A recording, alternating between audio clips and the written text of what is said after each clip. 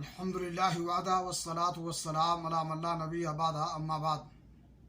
ناظرین کرام، جنت اور جہنم چونکہ انسان کے عملوں کا نتیجہ ہے، اس لیے یہ دونوں چیزیں انسان سے بہت ہی قریب ہیں۔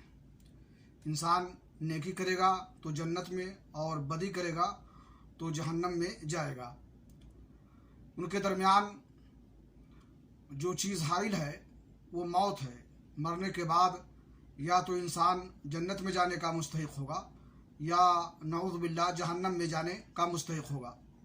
صحیح بخاری شریف کی حدیث ہے، اللہ کے نبی جناب محمد رسول اللہ صلی اللہ علیہ وسلم نے فرمایا، الجنت اقرب الی احدکم من شراک نعلہ والنار مثل ذلک، کہ جنت تم میں سے ہر شخص کے اتنا قریب ہے جتنا کہ جوتے کا تسمہ اس سے ہوتا ہے، اور اسی طرح سے جہنم بھی اس سے قریب ہے۔